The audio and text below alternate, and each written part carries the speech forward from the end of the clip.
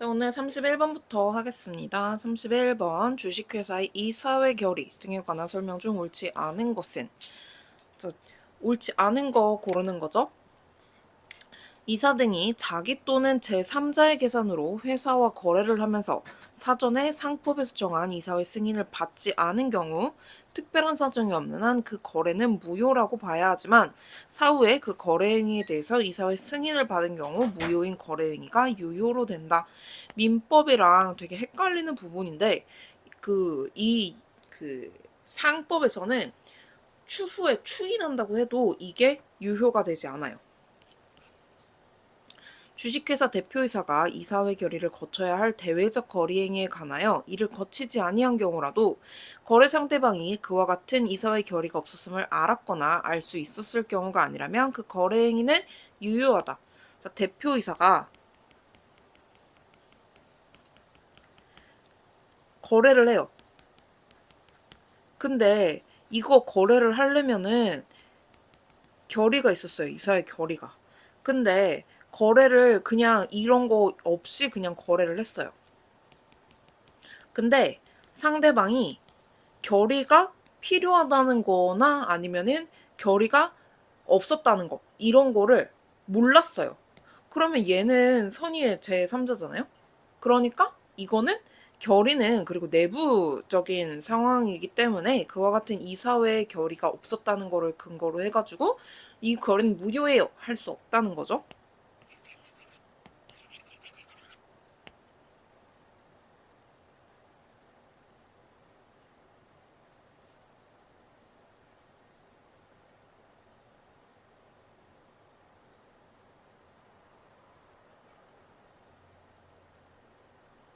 자, 주식회사 정관이나 이사회 규정 등에서 이사회 결의를 거치도록 대표이사의 대표권을 제한한 경우 거래행위의 상대방인 제3자가 보호받기 위해서는 선의위에서 무과실까지 필요한 것은 아니지만 제3자에게 중대한 과실이 있는 경우 거래행위가 무효이다.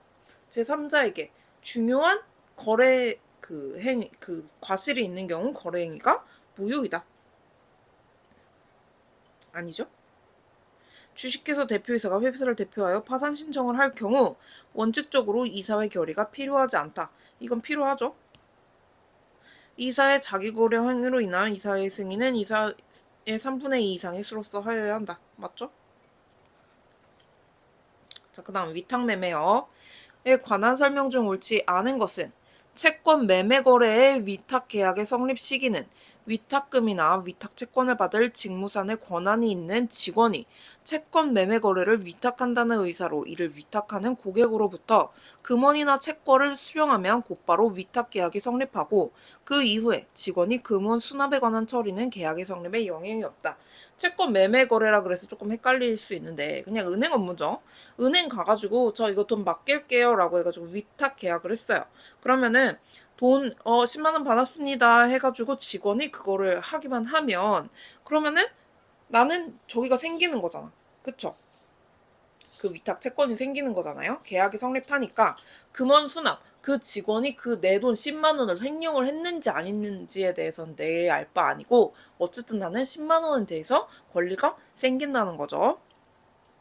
위탁 매매인이 그가 제3자에 대해서 부담하는 채무를 담보하기 위해서 채권자에게 위탁 매매로 취득한 채권을 양도한 경우 위탁 매매인은 위탁자에 대한 관계에서 위탁자에 속하는 채권을 무권리자로서 양도한 것이므로 그 채권 양도는 무권리자의 처분이 일반에서와 마찬가지로 양수인이 그 채권을 선의 취득하였다는 등의 특별한 사정이 없는 한 위탁자에 대해서 효력이 없다.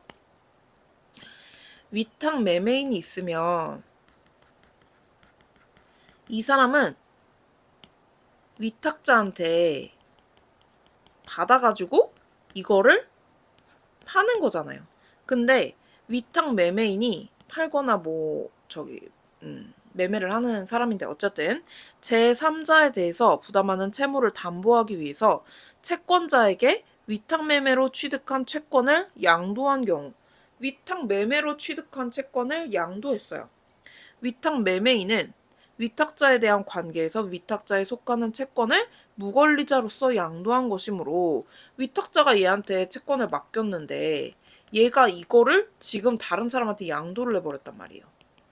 얘 양도할 권한이 있어요, 없어요? 없어요. 그러니까 무권리자로서 양도한 거잖아요. 그 채권 양도는 무권리자의 처분 일반에서와 마찬가지로 양수인이 선의 취득하였다는 등의 특별한 사정이 없는 한 위탁자에 대해서 효력이 당연히 없겠죠. 얘는 무권리자로 양도를 한 거니까. 자, 위탁매매란 자기의 명의로 타인의 계산에 의하여 물품을 매수 또는 매도하고 보수를 받는 것으로서 명의와 계산의 분리를 본질로 한다. 그쵸? 명의는 누구 명의? 위탁자 명의. 계산은 누구 명의? 위탁매매인 명의. 위탁자의 위탁상품 공급으로 인한 위탁매매인에 대한 이득상환 청구권이나 이행담보책임 이행청구권은 위탁자의 위탁매매인에 대한 상품 공급과 서로 대가관계에 있으므로 소정의 상인이 판매한 상품의 대가에 해당하여 3년의 소멸시효가 적용된다. 자, 위탁자가 상품을 공급을 했어요. 그래서 위탁매매인이 매매인에게 상품을 만약에 주면은 얘는 그 상품에 대한 대금 내놔 라고 해가지고 이득상환 청구권 혹은 이행담보 책임이 대가관계에 있잖아요.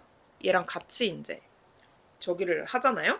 근데 이게 그래서 소정이 판매한 상인이 판매한 상품의 대가에 해당하느냐라는 건데 이거는 상인이 판매한 상품의 대가에 해당하지 않아서 무조건 5년에 걸립니다. 그냥 일반 상사시효. 자, 위탁매매인이 위탁자로부터 받은 물건 또는 유가증권이나 위탁매매로 인하여 취득한 물건, 유가증권 또는 채권은 위탁자와 위탁매매인 또는 위탁매매인의 채권자 간의 관계에서 위탁자의 소유 또는 채권으로 본다. 그쵸? 뭐 핸드폰 대리점이 핸드폰을 팔아요. 근데 그 핸드폰 대리점이 가지고 있는 물량을 팔겠지만 어쨌든 만약에 이거를 받아서 파는 거잖아요. 어쨌든 삼성에서 받아서 핸드폰을 파는 건데, 그러니까 위탁 매매로 인하여 취득한 물건, 유가증권, 채권은 위탁자와 위탁매매인, 위탁매매인과 채권자 간의 관계에서 우리는 그 삼성 제품이라고 갤럭시야라고 알지. 이거를 이 대리점의 애들이 만들었구나. 이 대리점의 애들이 이 명의인이구나라고 생각하지 않잖아요. 그러니까 위탁자의 소유로 보아야 한다라는 거죠.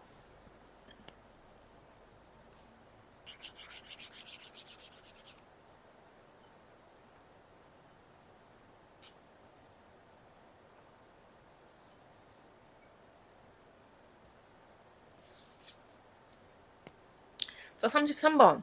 청산 및 해산에 관한 설명 중 옳지 않은 것은 자, 청산 중인 주식회사의 청산인은 피신청인으로 하여 그 직무집행을 정지하고 직무대행자를 선임하는 가처분 결정이 있은 후 선임된 청산인 직무대행자가 주주들의 요구에 따라 소집한 주주총회에서 회사를 계속하기로 하는 결의와 아울러 새로운 이사들과 감사를 선임하는 결의가 있었던 경우 주주총회 결의에 의해서 청산인 직무대행자의 권한이 당연히 소멸하는 것은 아니다.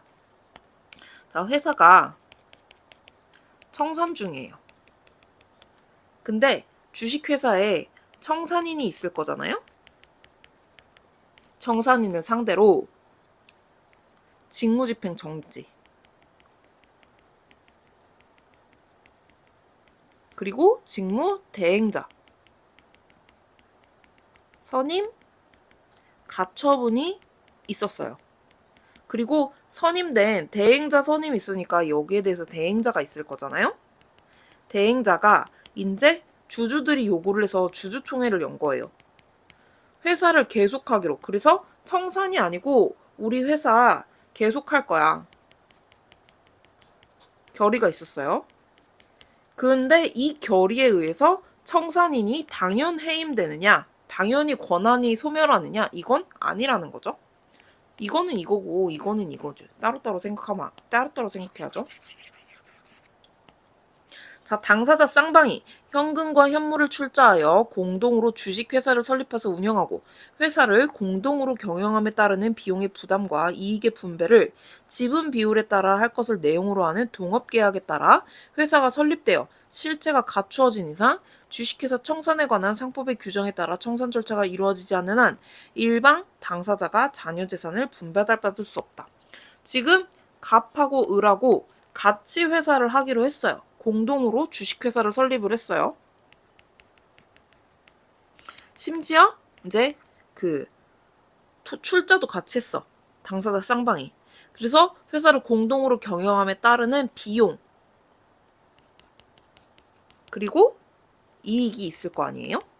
이거를 우리 지분 비율에 따라 하자 하고 동업계약에 따라 회사가 설립되어 실체가 갖추어진 이상 만약에 이 주식회사를 제대로 청산 절차를 이루어지지 않는 이상 일방 당사자가 그냥 자기 맘대로 자녀 재산을 분배받고 뭐 이렇게 할 수 없다는 거죠. 주식회사가 된 이상 절차에 따라야죠.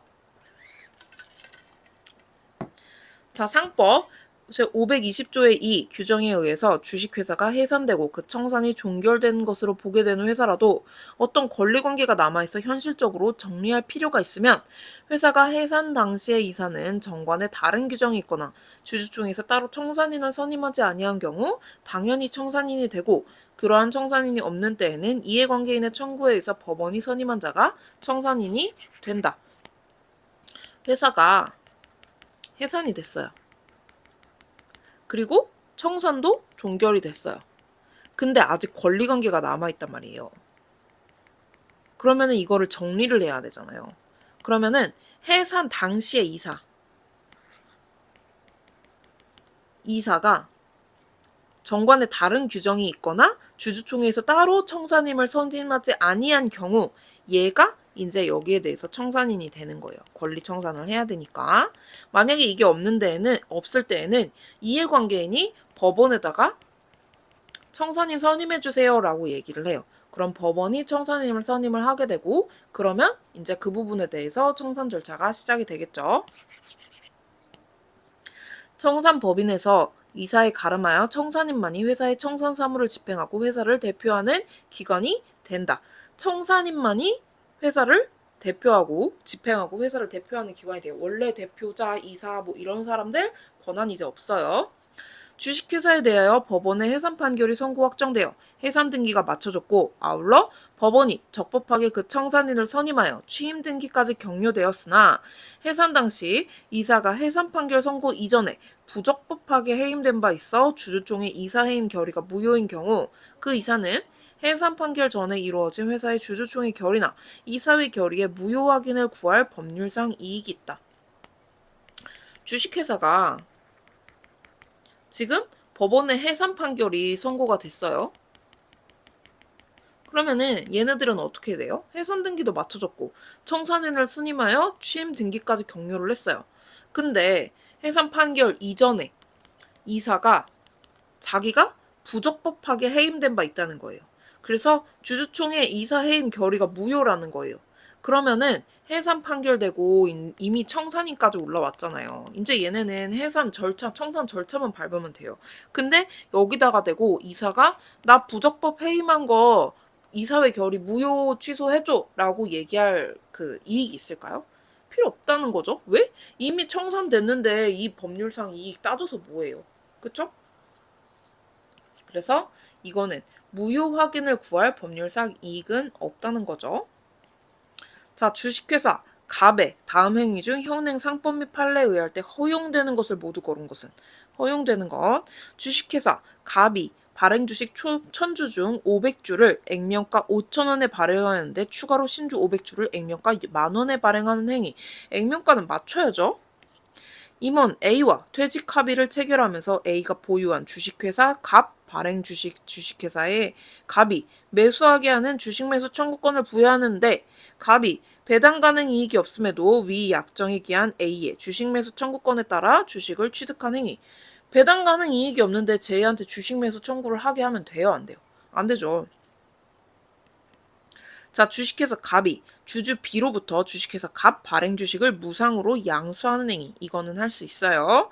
주식회사 갑의 대표이사가 주주총회에 참석하여 주식회사 갑이 취득한 자기 주식으로 의결권을 행사하는 행위. 자기 주식으로 자기 회사에서 취득한 자기 주식으로 의결권은 행사할 수 없죠. 주식회사 갑 발행 주식을 CD가 공유하는데 그 주주권을 행사할 자가 지정되지 않는 등으로 권리 행사자가 없는 상황에서 주식회사 갑이 주소와 연락처를 알고 있는 C에게만 주주권 행사 관련 통지를 하는 행위. 이거는 할 수 있어요. 왜냐하면 주주권을 행사할 자가 지정이 되지 않는 등으로 권리 행사자가 딱히 없잖아요. 그러니까 일단 C한테, 게다가 C에 대해서만 알고 있으니까 C한테 연락을 하면 된다는 거죠. 자, 다음 설명 중 옳지 않은 것은 약속 어음의 소지인이 그 어음이 지급기일에 지급 거절되자 자기의 전자에게 피배서인이 백지인 배서가 되어 있는 상태로 교부하여 전자가 그 어음 발행일을 상대로 어음 청구의 소를 제기하였으나 인적 항변의 대항을 받아 패소하자 다시 그 어음을 교부받아 어음 발행일을 상대로 어음금 청구의 소를 제기한 경우 어음 발행인은 전자에 대한 인적 항변으로 어음 소지인에게 대항할 수 없다. 이게 뭔 말이에요? 자, 약속 어음을 가지고 있는 소지인이 있었어요. 근데 어음이 지급 기일에 이게 거절됐단 말이죠.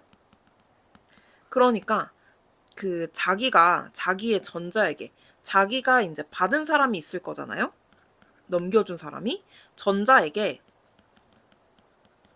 피배서인이 백지인 배서가 되어 있는 상태로 교부하여 전자에게 이제 어음을 주는 거예요. 피배서인이 없는 상태로. 그 전자가 그러면은 어음 발행인을 상대로 어음금 청구의 소를 제기를 해요. 발행인을 상대로. 근데 이 제기하였으나 인적 항변의 대항을 받아서 얘가 패소를 했어요. 그러면니까 얘가 그걸 다시 교부받아가지고 어음 발행인을 상대로 얘가 다시 어음금 청구의 소를 제기를 한 거예요. 어음 발행인은 전자에 대한 인적 항변으로 그 어음 소지인에게 대항할 수 없냐는 거죠. 얘는 그러면은 얘가 한 거에 대해서 꼼짝없이 당해야 되냐는 거예요. 아니죠. 이거는 똑같이 대항할 수 있어요. 왜? 얘가 얘한테 준 거잖아요. 이건 좀 사기 같죠? 어쨌든 얘네 전자 소지인 얘네 나쁜 놈 같아.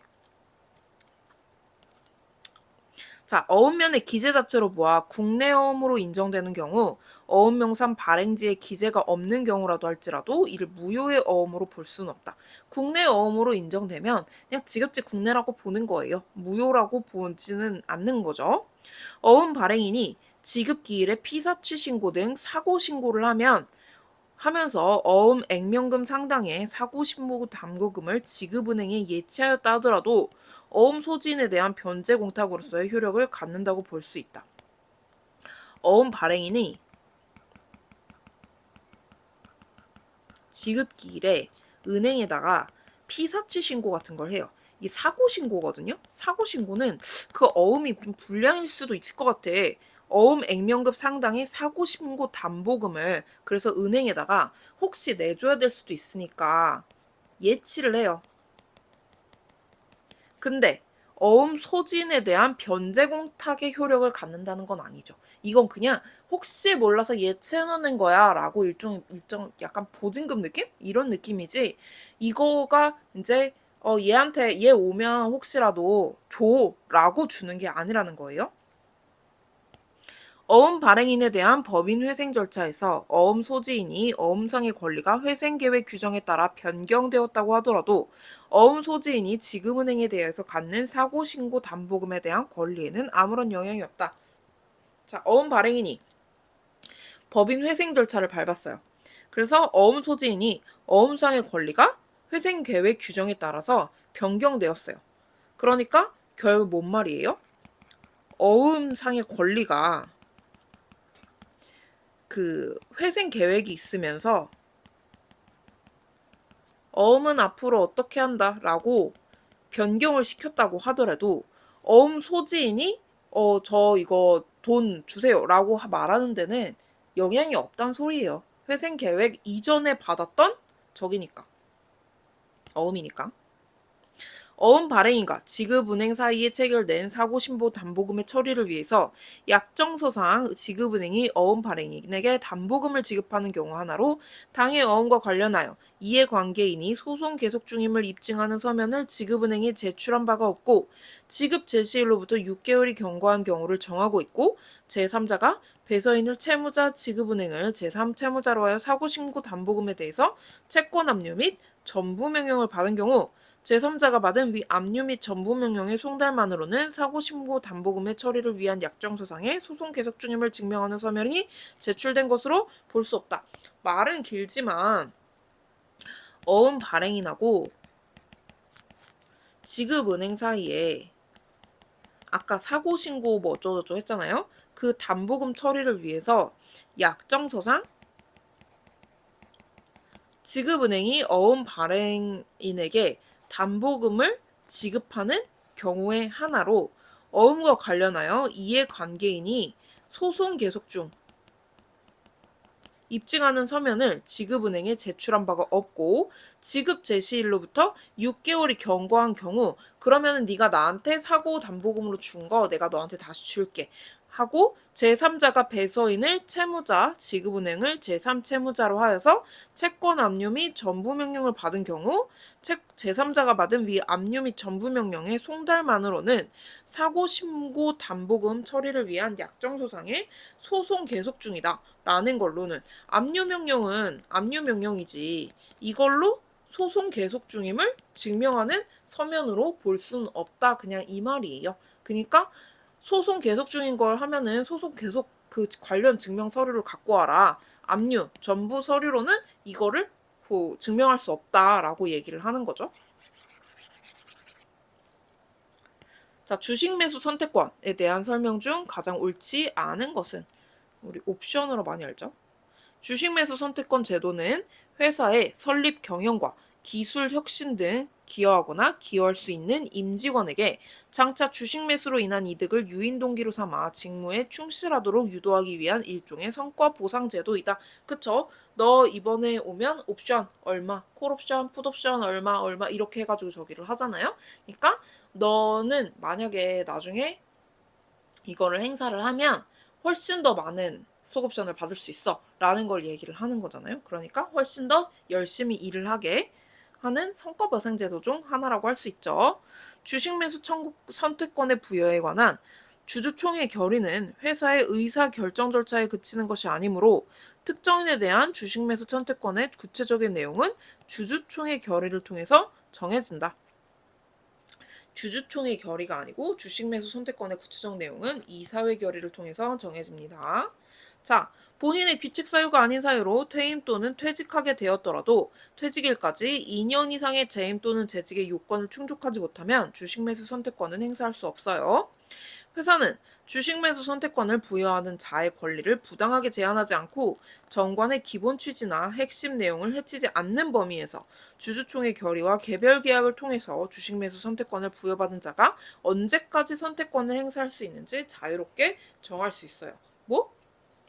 정관의 기본 취지나 핵심 내용을 해치지 않는 범위에서 주총 결의와 개별 계약을 통해서 회사가 주식 매수 선택권 부여에 관한 계약을 체결할 때 주식 매수 선택권이 행사 기간 등을 일부 변경하거나 조정한 경우 그것이 주식 매수 선택권을 부여받은 자, 기존 주주 등 이해관계인들 사이의 균형을 해치지 않고 주주총회 결의에서 정한 본질적인 내용을 훼손하는 것이 아니라면 유효하다고 보아야 한다. 비슷한 내용이죠.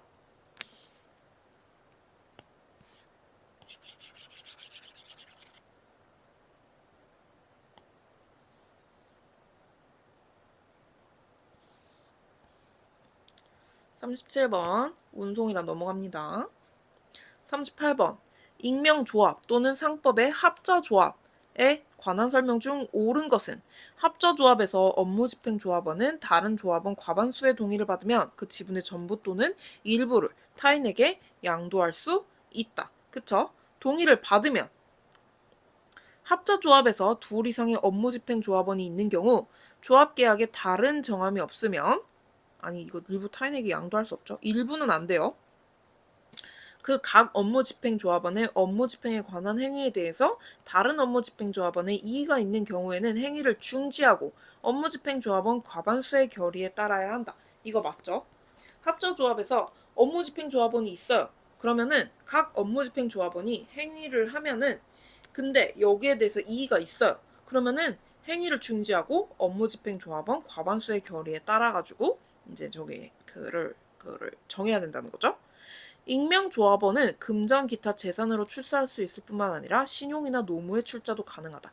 신용, 노무 출자 가능한 거는 제 기억으로는 유한책임회사밖에 없어요.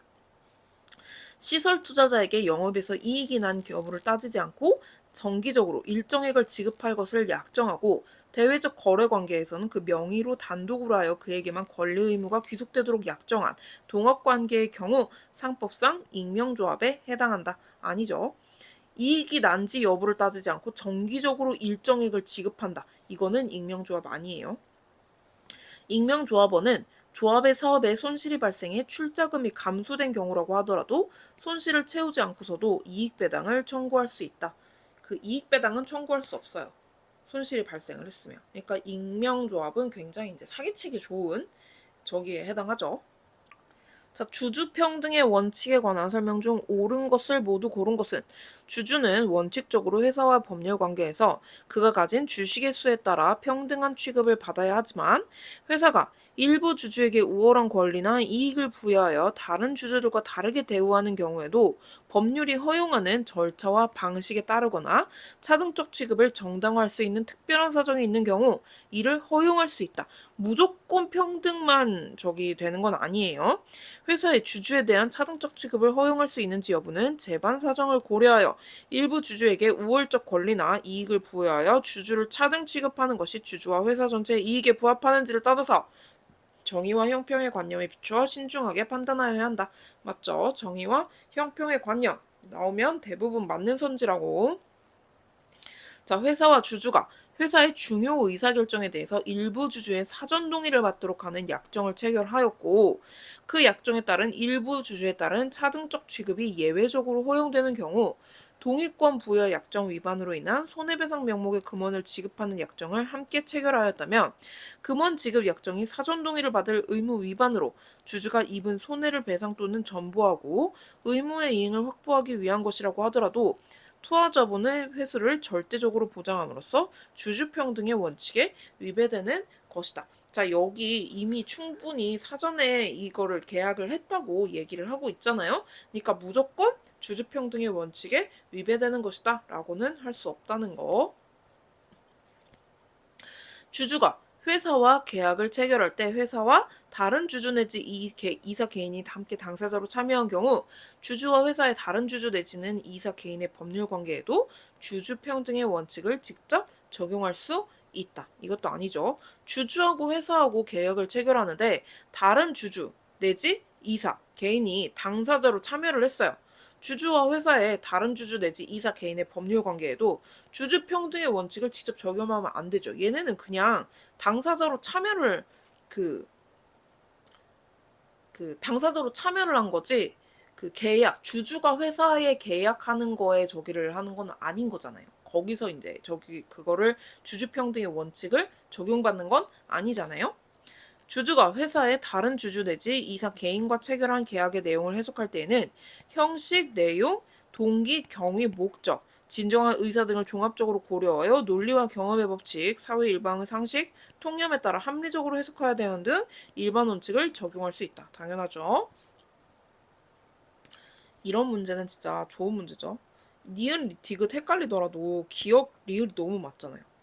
근데 이것도 딱 2개씩밖에 안 나와 있어. 얼마나 좋아. 자, 40번. 상사 유치권 또는 유질 계약에 관한 다음 설명 중 옳지 않은 것은 상행위로 인하여 생긴 채권을 담보하기 위해 질권 설정 계약에 대해서는 유질 약정을 허용하고 있다. 원래 유질 약정은 민법상 이제 금지가 되고 있는데 딱 이 상행으로 생긴 채권에서만 유질 약정이 허용이 되고 있어요.